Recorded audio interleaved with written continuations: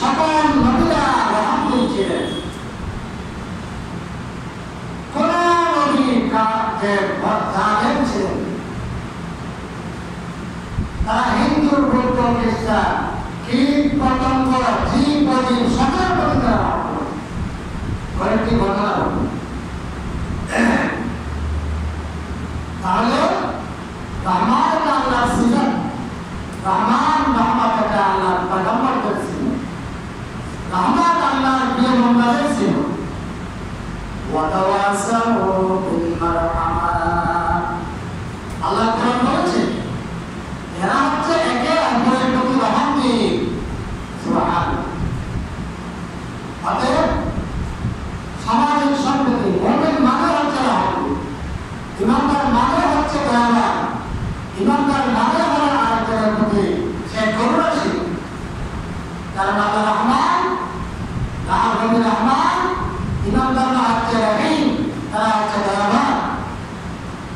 আল্লাহ রহমান, রাসূল রাহমাতুল লিল আলামিন, আর ইমানদাররা হচ্ছে রহিমুল কলব, তাদের অন্তর দয়াবান নরম।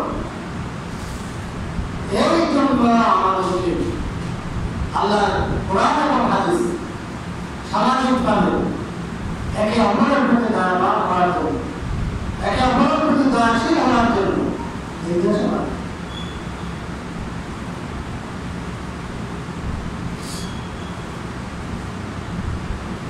রাসূলুল্লাহ সাল্লাল্লাহু আলাইহি ওয়াসাল্লাম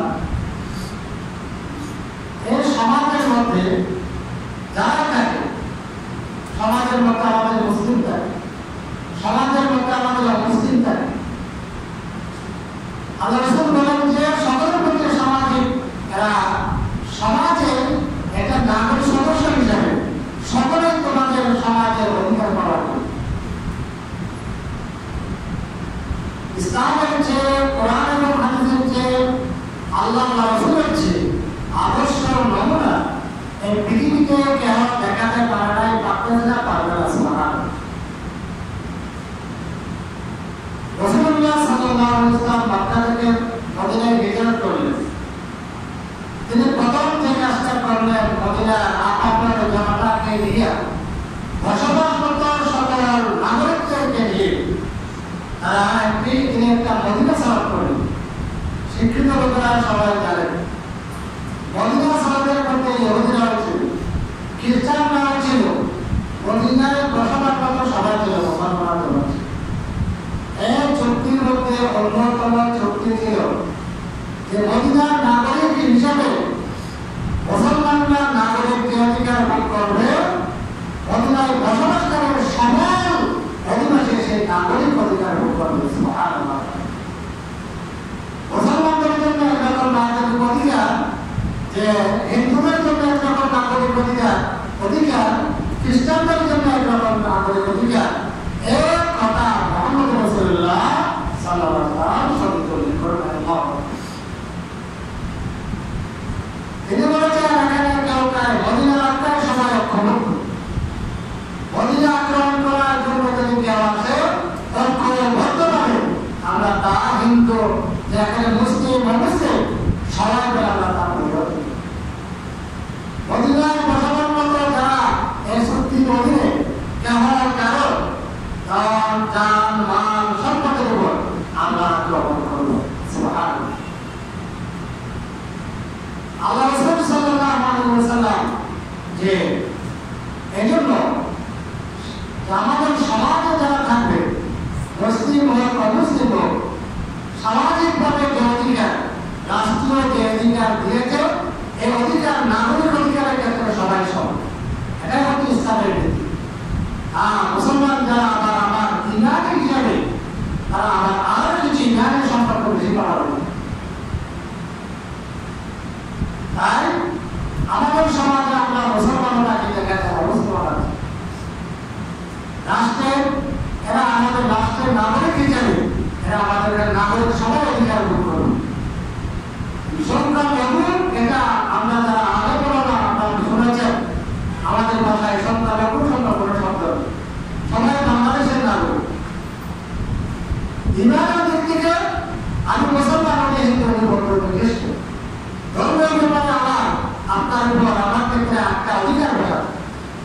কিন্তু নাগরিক হিসেবে একটা দেশের নাগরিক সবাই সমান নাগরিক, এটা খুব করবে, এটা রাষ্ট্রীয় সংবিধানিকার এবং কোরআন হাদিসের নির্দেশনা বলে। তাই আমরা যে জায়গায় অবস্থান করি, যে সমাজে অবস্থান করি, আমাদেরকে কোরআন হাদিসের নির্দেশনা দেশের নির্দেশনা আমাদের মেনে চলতে হবে। এই জন্য আমরা সামাজিক সম্প্রীতি এটা যদি রক্ষা করি, তাহলে আল্লাহ রাসূল বলছেন এটা কিরকম সমাজ হবে, সমাজের শক্তি বৃদ্ধি পাবে, সমাজের শক্তি বৃদ্ধি পাবে, রাষ্ট্রের শক্তি বৃদ্ধি পাবে। আল্লাহ রাসূল বলেছেন হাদিস, তারাল মুমিনিনা ফি তারাহুমিহিম ওয়া তাওয়াদুহিম, রাসূল বলেন ইমানদারদেরকে একে অপরের ভালোবাসায় দয়া মাতে তোমরা একটা শরীরের মতো দেখবে, একটা ঘরের মতো দেখবে।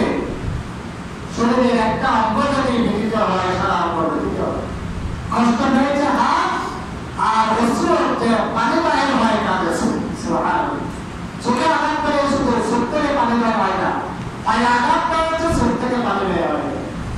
এই জন্য সমাজের একটা চিত্র আল্লাহ ছিল ভাবে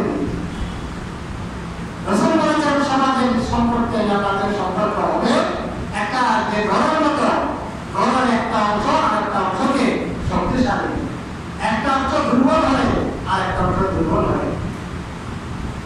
তাই ইসলাম যে সামাজিক সম্পর্ক, সামাজিক যে সম্প্রীতি, এটার বিষয়কে অত্যন্ত বেশি গুরুত্ব দিই। আজকে সম্মানিত উপস্থিতি, তাই এই সামাজিক সম্পর্ক বিনষ্ট কেন, তার মূল কারণ অনেকগুলো কারণ। কারণের মধ্যে বর্তমান প্রেক্ষাপটে মূল কারণটা হচ্ছে, মৌলিক কারণটা হলো যে সমাজের মধ্যে একজন আরেকজনের প্রতি যখন জুলুম করে, জুলুমের কারণে সামাজিক সম্প্রীতিটা নষ্ট হয়। অত্যাচার করলে, নির্যাতন করলে, এই নির্যাতনে যদি আরেকজন সমাজের লোকেরা আগেও করে যেটা যদি প্রতিহত করা না হয়, তখন সামাজিক সম্পর্ক নষ্ট হয়ে যায়। আমাকে জুলুম করতেছে একজন, আপনি দেখে রইলেন, তাহলে এখন আমার কারণে আমার সাথে সম্পর্কিত সকল লোকের সাথে আপনার সম্পর্ক নষ্ট হয়ে যায়। এবং এটার কারণে এই রোগটা ভাইরাসের মতো ক্রমান্বয়ে ছড়িয়ে পড়ে। এটাকে একজন করার কারণে আরো 10 জন এই কাজ উৎসাহিত হবে। সমাজের সম্পর্ক নষ্ট করার জন্য বেশি লোক থাকে না, কয়েকজন কাজটা করে অন্যরা এক কাজে যে কেহ সমর্থন দিয়া, কেহ কথার মাধ্যমে, কেহ বাধা না দিয়া এই কাজের মধ্যে সমর্থন যোগায়, তখন একটা ব্যাপক কথা। অন্য একটা জুলুম আগে বলেছি, জুলুম সম্পর্কে স্পেশাল আমি আলোচনা করেছিলাম। জুলুম বিষয়টা একটা মারাত্মক বিষয়। আল্লাহ কিছু অপরাধকে দুনিয়াতে শাস্তি দেন, কিছু অপরাধের শাস্তি আল্লাহ দুনিয়াকে দিয়ে দেন। দুনিয়াতে না দিয়ে আল্লাহ তাকে ক্ষমা দেন না, জুলুমের পরিণাম হয়ে যায়। এর মধ্যে 1 নম্বর বলেছিলাম, মানবের নাফরমানি যারা করে, মানবের সাথে যারা বেয়াদবি করবে, তাদেরকে বেয়াদবির শাস্তি মৃত্যুর আগে দুনিয়াতে ভোগ করাবেন না। অনেকবার বলেছি, মানবের সাথে যারা বেয়াদবি করবে, তাদের সেই শাস্তি, বেয়াদবির শাস্তি দুনিয়াতে ভোগ করে যেতে হবে। আল্লাহ আপনাকে ক্ষমা দেবেন, একটা দুনিয়াতে কিছু দেখাবে, তওবা করলে, মাফ করলে হয়তো আপনি মাফ পেতে পারেন, না হয় দুনিয়ার শাস্তির পাশাপাশি কবরে এবং আসলেও আপনার আমার জন্য অনেক বড় শাস্তি অপেক্ষা করতে পারে না। আরেকটা শাস্তি হবে যে জুলুম, যারা মানুষের উপর জুলুম করবে, অত্যাচার করবে, সামাজিক সম্পর্ক নষ্ট করবে বিভিন্ন কারণে। আল্লাহ কোরআন বলছে, ওয়া ইয়াসদিক বিলহুম নুযিকুহু আযাবান কাবীরা, তোমাদের মধ্যে যারা মানুষের উপর জুলুম করবে, আমি তাদেরকে বিরাট বিরাট কঠিন কঠিন শাস্তি দেব। রাসূল বলেন, মা মিন যামবিন আ'আদারু আন ইউ'আজ্জিলাল্লাহু লিসাহিবিহিল উকুবা ফিদ দুনিয়া মা ইউতাখিরু লাহু ফিল আখিরাহ মিনাল বাগি ওয়া কাতিয়াতির রাহিম। এমন কোন গুনাহ নাই যেগুলোর শাস্তি আল্লাহ দুনিয়াতে তাড়াহুড়া করে দেন না। খুবই তাড়াহুড়া করে দেন, অর্থাৎ মৃত্যুর আগেই দেন। একটা হচ্ছে যে মানুষের উপরে জুলুম অত্যাচার, আরেকটা যে বলছিলাম সম্পর্ক আছে মা বাবার সাথে, বন্ধু বান্ধবের সাথে অন্যায়ভাবে সম্পর্ক আছে। কাজটিগুলো আল্লাহ রাসূল বলেন খুব দ্রুত গতিতে আল্লাহ দ্রুততাটা আল্লাহ জানার পদ্ধতি। আল্লাহ কোরআন অনেক সময় বলছে একখান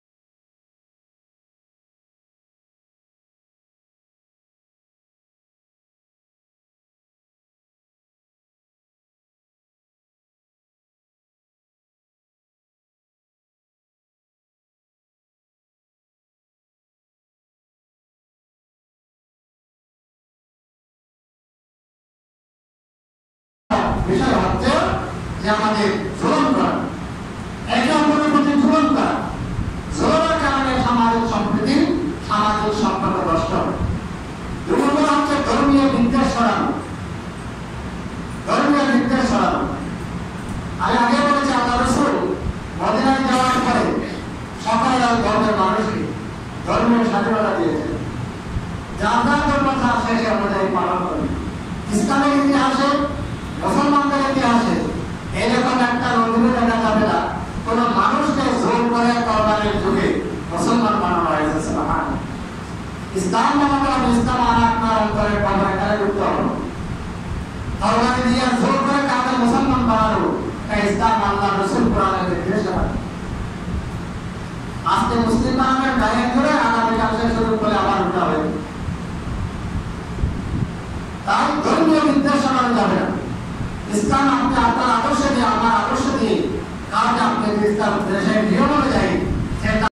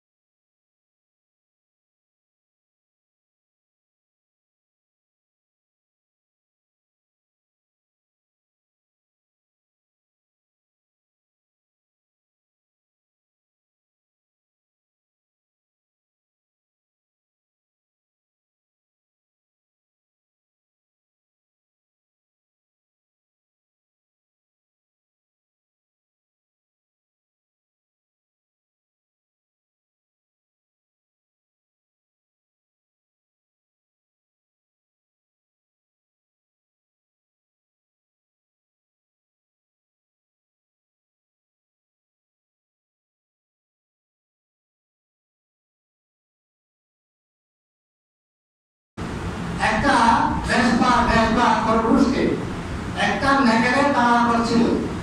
ওই নেকড়ে তার তাড়া খেতে খেতে ওই খরগোশটা নেকড়েতে একটা মানুষ দেখলো, মানুষের মধ্যে নিয়ে ঢুকলো, ঢুকার পরে সে তাকে রক্ষা দিল। রক্ষা দেওয়ার পর সে লালিতে বাঁধতে হচ্ছে। দু একদিন পরে তার গলায় শেষ শুরু করা শোনালো। খরগোশটা তখন মনে মনে করতেছে আইরে এক বাঘ থেকে রক্ষা পেয়ে আরেক বাঘের গলায় পড়বে, কি আমার ভাই।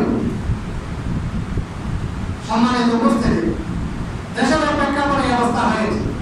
এই অবস্থায় আমাদের সামাজিক সম্প্রীতি রক্ষা করা, সকল নাগরিকের যে অবস্থায় আছি সেখান থেকে আমাদের মৌলিক দায়িত্ব। কেউ কারোর উপর জোর করবো না, রাজনৈতিক প্রতিহিংসা চরিতার্থ করবো না, এবং বিশেষ করে আমাদের এখানে হিন্দু বা ভিন্ন ধর্মাবলম্বী যারা আছে তাদের উপর, তাদের ধর্ম সমালয়, তাদের কারোর উপর আমরা কোন রকমের আক্রমণ করব।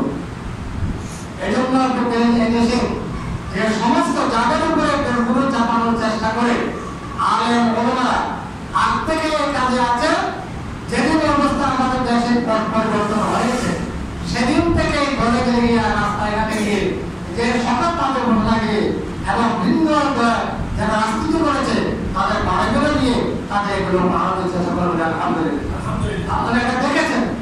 এই অবস্থায় আমাদের সকল নাগরিকের